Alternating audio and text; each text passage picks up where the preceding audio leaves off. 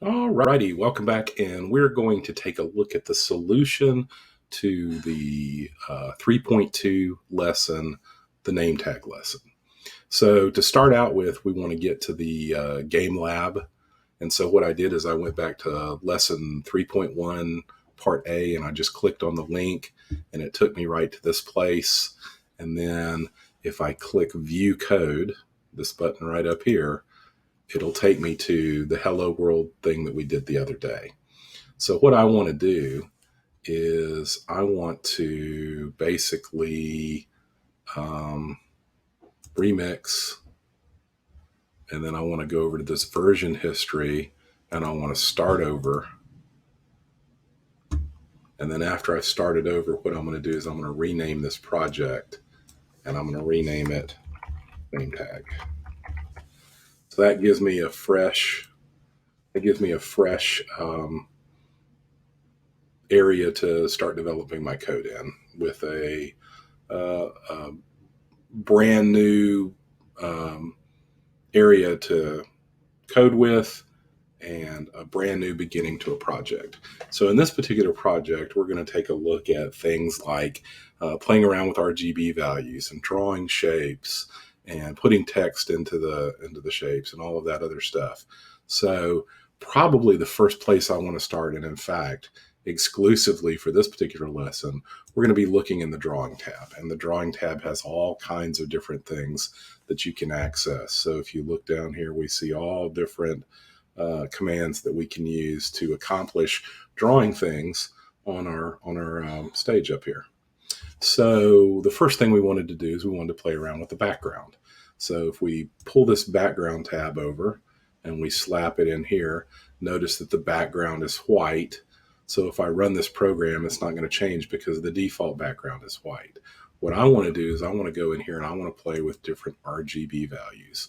So I could select red and then run this program and it would give me a red background, or I could select green and I could run this program and it would give me a green background. What I want to select is the RGB values that have three numbers separated by a comma. Now, if you remember, in RGB values, we're dealing with three different colors or three different types of energy that come together to make all the colors that we deal with. Those values can range from 0 to 255. So this actual RGB value is red because the R, is pushed all the way up to 255. That's as high as it can go. And the green and the blue are left at 0. So if I ran this color, I would get a red background. So we're going to talk about backgrounds that are gray. Backgrounds that are gray are basically various shades all the way from black to white, where all three numbers are exactly the same. So this is kind of an exploration of what the color gray means. Now, interestingly enough, the smaller your number, the darker your gray is going to be. So let's take a look at 50. If I do 50, 50, 50 as my background, it's going to be a real dark, almost black gray. But now if I pump that up to 150, 150, 150, I'm putting more energy into this, and it's going to make this color lighter. It's kind of almost the opposite of the way real colors work. If you were to like paint or color with crayons, the more crayon you add to the page, the darker it gets. Well, here with computers, the more energy you add, the lighter it gets. So if I pump this up to 250, 250, 250, we're almost going to get something really close to white. So you barely can tell that that's kind of an off-white. You can barely tell that that's not white. So in the name tag that program that we're working with today, it wanted people to explore with this, but the actual project starts out with 90, 90, 90. So that's what we're going to do. We're going to start out with a background that's 90, 90, 90, and that's that shade of gray. Right now that we've got the background set, we want to put a rectangle in it. And remember, as I go through and I draw all of these things, the further down I go, that's the last thing you draw, and that's what will be seen on the top. So if we draw something and then we put it in front of the background, it'll be visible to us. So let's see what that looks like. If I go in here and I put in a rectangle, so the default rectangle is going to start out where it's over 100 units and down 100 units. So it's over and down 100 by 100. That's the X and the Y. And let's talk about that for a second. So this first number represents an X value, and that tells you how far from the edge of the screen we're going to go over. And so we told you ahead of time in the documentation that this whole thing is 400 wide. So if I go over 100, I'm going over about a fourth of it. And then the other one is down about another 100. And so with shapes, that's kind of the upper left corner. So basically, I'm expecting a square to show up because the height and the width are the last two numbers of the rectangle. And if the height and the width are the same, you're making a square. So I'm expecting a square with the upper left corner of the square right about where my cursor is. Let's see if I get that. Yep. And it's gray because I haven't changed the background any. So I put a gray square on top of a gray background. Now it lightened it up a little bit. I guess that's the nature of the rectangle because I didn't tell it what background to use. So I need to make sure that I fix that. So what I'm going to do is I'm going to create a fill color. And so I'm going to put a fill color in behind this rectangle. And the fill color I'm going to set to white. So that should give me a white square over a gray background. And sure enough, it is. I didn't want a square. I wanted a rectangle. So I'm going to make the width a lot longer than the height. So I'll change the width to 320. Now you see my rectangle is going off because I said this whole thing was 400 long. So if I start over 100 and I go another 320, that's 420. That's off the screen. So I will need to scale back the X coordinate. I think I'm going to scale back the X coordinate to 25. And so 25 plus 320, let's make this 350. 25 plus 350 plus another 25 on the edge, that will center that rectangle. So just so long as this number, what you do is you say 400 minus 350 is 50, and then take half of that and make it the first number, and that's what will center your rectangle on the left and right. And then we'll just leave it at 200 for the top and the bottom. So that's basically the rectangle created. I think in the test program, the test code, this is a little bit smaller. So let's not go as far down with the rectangle. So the rectangle is a little bit more towards the top of the gray area. All right, so now we've got the white rectangle, which is going to represent the name tag. We've got the background. And notice, if I take this rectangle and put it behind the background, you can't see it at all anymore because I put it behind. When it came first, it runs in order, so it puts this rectangle and then it draws the background over it. So I want to make sure that everything I put in this code is ordered correctly because order definitely matters when you write a program. And of course, I've got to put the fill before the rectangle or it won't draw it as a white rectangle. All right, now let's start working with some text. So before we even start working with text, it centers itself a little bit differently. So when you're drawing the rectangle shape, the coordinates put it in the upper left corner of that shape. However, when you're working with text, I think it uses the center. It basically creates a sprite and uses the center. So moving stuff around is a little bit less intuitive and it's a little bit more difficult to figure out mathematically. For example, if I just go ahead and drag this text in here. All right, and let's go ahead and also make the fill color for the text black. So if I have black fill, so I don't have black here, I'm going to have to write that word in. There are some words that GameLab just accepts as colors because it already knows what the RGB values are. You can pretty much rely on the fact that black and white will always be accepted. And then the RGB values themselves, which are red, blue, and green, those are going to be colors that they have numbers for. They probably also have cyan, magenta, and yellow because all of those involve either maxing or zeroing out, maxing or minning, a combination of the 3 different RGB values. So usually they have words that represent that because those colors are used a lot.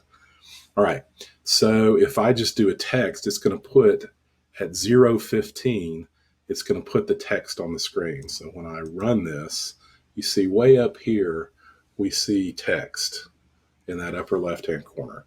So first of all, I don't want the words to be text. I want it to be my name is. And I don't want it to be at 0:15. I want it to be on the rectangle a little bit. So let's put it at 30. Let's put it at 3,100 and see what that does. So now you can see the text is in the upper left-hand corner, but the text is really small. I want the my name is to be a lot bigger than it is. So if I scroll down through all of these commands, I can find one that says text size. So text size I'm going to put in here. I'll put it above the actual text. Let's change the text size to 20. And I get my name is a little bit bigger, not as big as I want it. Let's change it to 30. And let's actually move it down a little bit more to 110 because I think it's too close to the top. Okay, I think that looks good enough. So notice that I kind of put something in, played around with the numbers a little bit, and ran the program over and over until I got graphically what I was wanting. I call this process an iterative development process where I'm doing something, checking and seeing what the result is. And if I don't like it, I modify my code to change the result. And I do it over and over and over again, repetitively, iteratively, until I get what I look like. And this is a very common practice in programming where you break up your project into smaller chunks and you run and see the results until you get what you're looking for, and then you move on to the next step. So that's kind of what we're doing here is we're going through and we're doing what we need to do. And then when we get it looking like we want to get it looking, we move on to the next step. All right. So the next thing is to put my actual name in. All right. So to do that, I think I want to do a different color. So I'm going to come over here and I'm going to go back to the fill color and I'm going to put the fill color in. And I think I want my name to be in red. I need a text size for this because I don't want my name to be really small. So I'm going to go and find text size. And I think I want my name to be twice as big as the my name is. So let's bump that up to 60. And I guess it doesn't really matter which one of these comes first because both of these will execute before I actually get the text in. And so the text is going to be a name. Oops. So we'll go with Ryan. And then I need to put it in. It needs to go over further and down more than the my name is. So let's try over 50 and down 150. And let's see what that'll look like. And then also with the name on the name tag, it's kind of like you're writing it in with a marker. So let's change the font and make it look a little bit different, make it not look so typewritten. So this is probably a good time to talk about fonts and what a safe font is. If you follow the link from your instruction page, you can go to a website called W3 Schools, Web Safe Fonts. And there's some fonts on there that work really good with the web. And why do we have to use safe fonts? Well, every software program that runs, for example, if I wanted to type a bunch of text out, I would probably open up a Microsoft Word document. Well, Microsoft Word on a Windows machine doesn't automatically load every font in existence because new fonts are constantly being created and some fonts are copyrighted and stuff like that. So it can't load in everything. So there's some standard fonts that usually come with everything. And by the way, if you run Microsoft Office and Microsoft Word on your Windows machine, it's different from the Microsoft Office that loads on your Apple machine. Those have different fonts, not Not a lot of variation. So what we do is we want to identify the fonts that are very common to everything so that your text always looks the same no matter what machine you're opening it up on.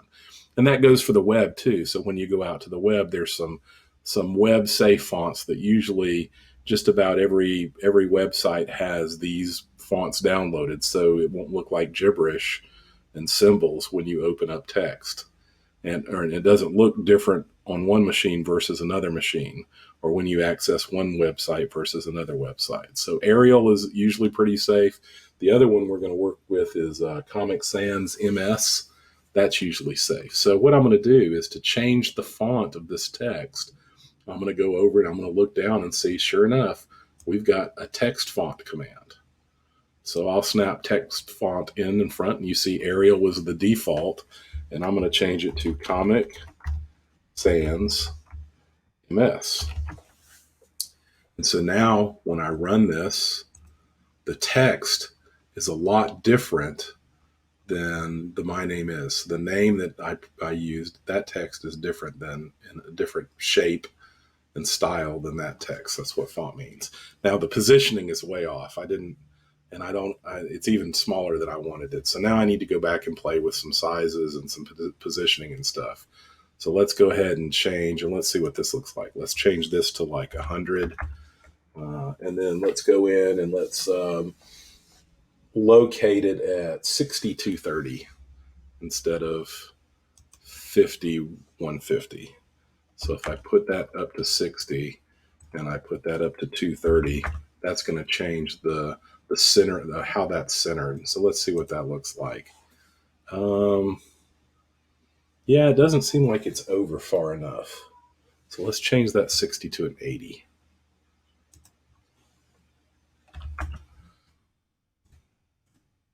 Yeah, I think I'm good with that. That looks like it's almost centered, and it's lower than the my name is, and so that's fine. So I've developed my background, I've developed some text, and I've put my name in there, which is in a different font and even a different text size and a different color. So I played around with a lot of concepts in just making this name tag. The last thing I'm going to do is I'm going to throw some shapes in there. We're going to put 2 dots on either side. So if a dot is basically a circle, I look through and I don't find a circle, but I do find an ellipse. So an ellipse is to a circle kind of like a rectangle is to a square. If the height and the width of the circle are the same, or if the height and the width of the ellipse are the same, it'll look like a circle. So let's go ahead and pull in an ellipse command, and let's snap that in there. And let's just see what happens if I run this. So by the way, it's going to be red because I didn't change the fill color. So I'm going to go ahead and reset and run, and I've got this huge circle that takes up the entire screen because the size of this circle was 400 by 400. And notice that since it was the last thing I drew, it's on top of everything else, so I can't even see anything else. So let's scale this down. If I want this to be a dot, I need to change that from 400 by 400, which is basically the entire size of my stage. I'm going to make it a 10 by 10. So it's funny to talk about circles in the terms of height and width, but basically when you're drawing a circle or when you're drawing an ellipse, it basically inscribes that shape inside some sort of rectangular area. And so this is basically, it'll find the center of this 10 by 10 square, and then from there it'll draw the circle to perfectly inscribe inside that 10 by 10 square. That's just how the behind the scenes programming works. So if I go ahead and hit reset and run, and now I have a little bitty dot, but it's right in the middle of my name. It's not on either side. So which coordinate would we need to change to move it to the left? And how would we need to change that coordinate? That's what we need to think about. Well, the coordinate that changes to move things left and right is the x coordinate. And the bigger the x coordinate, the farther to the right it goes. The smaller the x coordinate, the farther to the left it goes. So I'm going to go ahead and change this x coordinate. I'm going to put it down by 60. I feel pretty safe because right here I started the text at 80. So I know that 60 is going to come before 80. And so when I run it, sure enough, I've got the dot over here. And so now the only thing I need to do is I need to draw the other dot. And so I guess what I need to do is I need to go down and I need to find the ellipse tab again. and throw the ellipse tab in there. I want the dot to be the same size. So the last two numbers are how big my dot is going to be. I'll make it a 10 by 10. This right here needs to be bigger. I think I'll go ahead and make it, well, 60 is 60 away from the edge over here. And if I know this whole thing is 400, 400 minus 60 would be 340. And then the dot is 10 by 10. So let's make it 320 and see where that gets me. I'll do a little bit of math. Yeah, I like that. The two dots are on basically either side of the name. Now you might notice, it might be hard to see, but if you look very carefully, you should notice there's a black outline around the dots. That's because it draws the circle and then fills the circle in with red. This is a fill size. So words completely fill because they're not shapes. They don't have an outline that goes with the words. It's just a font that you fill. So the words fill is enough to completely take care of all the coloring. When you start drawing shapes, though, you have two parts to the shape. You have the outline or the stroke, and then you have the inside or the fill.